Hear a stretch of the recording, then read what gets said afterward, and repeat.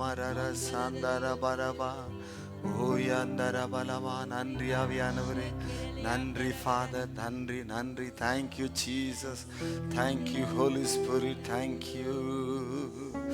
நன்றி father, thank you holy spirit, thank you thank you thank you father, thank you Jesus. இந்த நாளுக்காக நன்றி ஆண்டவரே. நீர் எங்களை சுகமாக்குகிறவர், விடுதலையாக்குகிறவர், எங்களை நடத்துகிறவராக இருக்கிறதுக்காக ஸ்தோத்திரம். இயேசுவின் நாமத்தினாலே நல்ல பிதாவே, ஆமென். உட்கார். அதெல்லாம் கேட்கணும், திருப்பி திருப்பி கேட்கணும். ஒருவேளை நான் நினைப்பேன் நம்ம ஸ்டாண்டர்டுக்கு மிஞ்சி சொல்லித்தரமோ அப்படின்ட்டு. அப்படி இல்லை. கிறிஸ்தவத்தில் எல்லா ஸ்டாண்டர்டும் சொல்லிக் கொடுக்கணும். புரிஞ்சாலும் புரியனாலும் சொல்லிக் கொடுக்கணும். ஒருத்தருக்கு பிரசங்கம் இல்லையே சபையில், எல்லாருக்கும் தான் பிரசங்கம். அதை யார் பிடிச்சிக்கிறாங்களோ அவங்க மேலே வந்துடுவாங்க. யார் அதை அற்பமாக நினைக்கிறாங்களோ அவங்க அங்கே தான் இருப்பாங்க. ஏன்னா நமக்குள்ளே ஒரு ஃபோர்ஸ் இருக்குது. எல்லாம் சத்தமாக சொல்லுங்க பார்ப்போம்.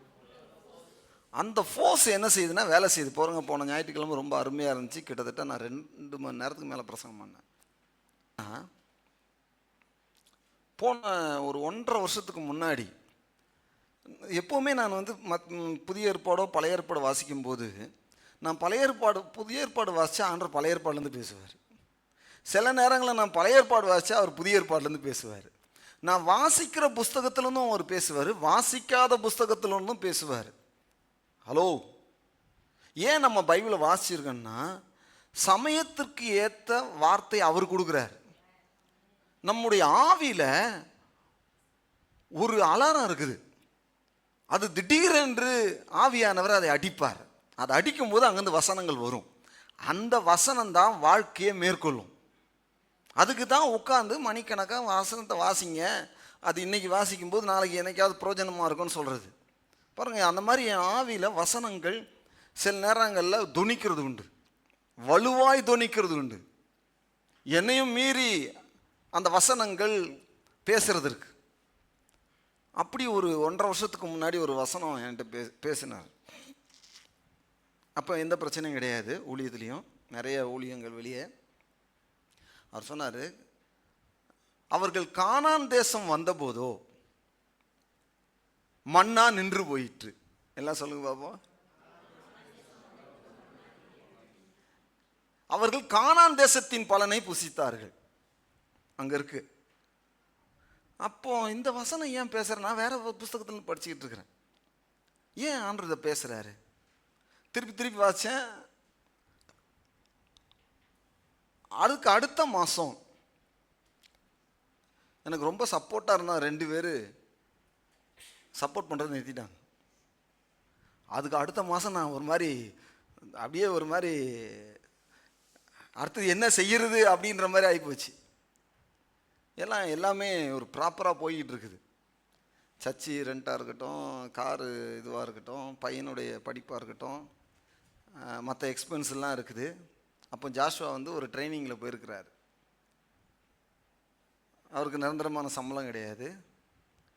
ஆனால் ஆண்டவர் சொன்னார், மன்னா நின்று போயிட்டு. அந்த மன்னா நின்று போயிட்டு அந்த ஒரு வாரம் யோசனை பண்ண, ஏன் மன்னா நின்று போயிட்டு ஆண்டவர் பேசுகிறார். அப்புறம் பார்த்தா இப்படி எனக்கு மனசு கொஞ்சம் கஷ்டம்தான். அடுத்தது என்ன செய்கிறது, எப்படி பண்ணுறது? ஏன்னா அது அதுக்கு ஈக்குவலாக ஒன்று பண்ணணும் இல்லையா? இப்போ ஒரு சோர்ஸ் இருக்குது, அது வந்தால் தான் கரெக்டாக ஃப்ளோ ஆகும். அப்படி இல்லைன்னா அடுத்தது என்ன செய்கிறது? நம்முடைய சோர்ஸு தேவன் தான். ஹல்லேலூயா.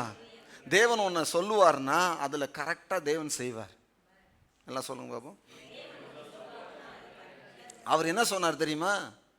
கானான் தேசத்தின் பலனை புசிப்பாயினார். மன்னா நின்று, எல்லாம் சொன்ன மன்னா நின்று போயிற்று. கானான் தேசத்தில் என்ன கூட? கட்டாத வீடு. எல்லாம் சொல்லுங்க. நடாத மரம், நாட்டாத தோட்டம், பயிரிடாதவைகள். இவங்க வந்தவொடனே எல்லாம் ரெடியாக இருக்கு, எல்லாம் சாப்பிட்றாங்க. அப்போ அந்த இடத்துக்கு எப்பா டெய்லி மேலே பார்த்து இருந்தப்பா, டெய்லி ரேஷன் அரிசி மாதிரி போட்டிருந்தேன். அந்த இடத்துல இருந்து பர்ஃபெக்ட் இடத்துக்கு நீ வந்துட்டேன்னு ஆண்டவர் சொல்கிறார். எனக்கு அது இன்னும் புரியல பாருங்க. 1.5 வருஷம் கழிச்சு இன்னைக்கு காலையில் தான் புரிஞ்சுது, நான் சரியான இடத்துல இருக்கிறேன். விளங்க மாட்டேங்குது. நான் சரியான இடத்துல இருக்கேன்னா நீங்களும் சரியான இடத்துல இருக்கிறீங்க. நான் சரியான இடத்துல இருக்கிறேன், அதனால எனக்கு தேவை. மன்னாவினால போஷித்தாரு. இப்போ எப்படி போஷிக்கிறாருன்னா, நான் பர்ஃபெக்ட் இடத்துக்கு வந்த உடனே ஆட்டோமேட்டிக்கா என்னுடைய தேவையெல்லாம் நான் நடாத மரம் எனக்கு கொடுக்குது.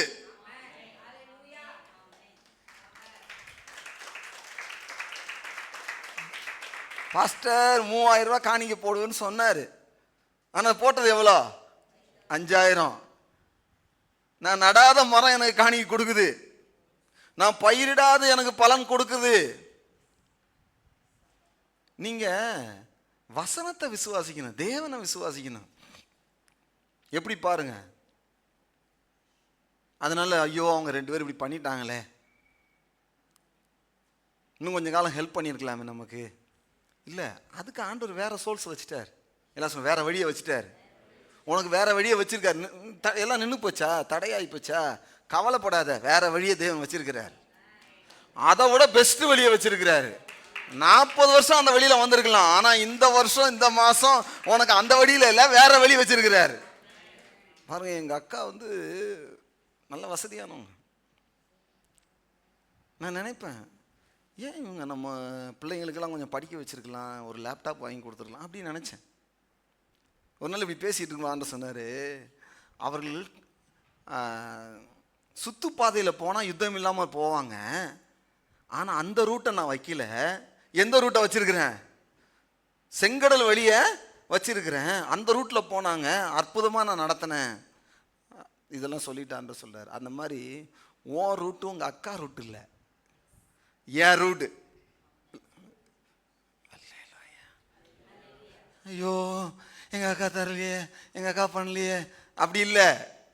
உங்கள் ரூட்டே வேற இல்லை. சொல்லுங்க, உங்கள் வழியே வேற. எல்லாம் சத்தமாக சொல்லுங்க. அவங்களுக்கு மன்னா பெய்யலாம், உங்களுக்கு மன்னா கிடையாது. இனிமேல்ட்டு கானான் தேசத்தின் பாலனை தேவன் தருவார். அதை விசுவாசி. நான் ரைட் இடத்துல இருக்கிறேன். ரைட் இடத்துல இருந்தா ரைட்டான தேவன் ரைட்டான சாப்பாடை கொடுக்கணும், ட்ரெஸ்ஸை கொடுக்கணும், எனக்கு தேவையான எல்லாவற்றையும் அவர் சந்திக்கணும். அப்ப நம்ம சபை எங்க இருக்குது? சரியான இடத்துல இருக்கு. நான் என்னைக்கு நீங்க சரியான இடத்துல இருக்கிறீங்க நீங்க நினைக்கிறீங்களோ, அன்னைக்கு நான் தவறான இடத்துல இருக்கிறேனோ, தப்பானவனை பண்ணிட்டேனோ, நான் இப்படி செஞ்சிருந்தா அப்படி வளர்ந்துருக்குமோ அப்படின்ற எண்ணமே உங்களுக்கு வரவே வராது. உங்களுக்கு உங்க மேலேயும் கான்ஃபிடென்ட் வந்துடும், உங்க தேவன் மேலேயும் உங்களுக்கு கான்ஃபிடென்ட் வந்துடும், உங்க மேலேயும் விசுவாசம் வந்துடும், உங்க தேவன் மேலேயும் விசுவாசம் வந்துடும். எல்லாம் சொல்லுங்க, நான் சரியான இடத்துல இருக்கிறேன், என் பலனை எனக்கு தர்றவர். இன்னொன்று போட்டிருக்குது, தன் வாயின் பலனினால் திருப்தி அடைவான். எல்லாம் சொல்லுங்க பாப்போம். வாயில நல்ல வார்த்தையை பேசணும். எல்லாம் போச்சு, எல்லாம் முடிஞ்சு போச்சு, அவங்க தந்துக்கிட்டு இருந்தாங்க, அவங்க இதாகி போச்சு, அப்படி வந்திருந்தது, வேலை கிடைச்சிது, அந்த வேலை இல்லாமல் போச்சு, இது நடக்காமல் போச்சு, இப்படி பேசிக்கிட்டு இருக்காத. உன் வாயின் பலனினால், எல்லாம் சொல்லுங்க, உன் வயிறு நிரம்பும். இன்னொரு தடவை, கெட்ட வார்த்தை இல்லை, இது நல்ல வார்த்தை தானே. இன்னொரு தடவை சொல்லுங்க.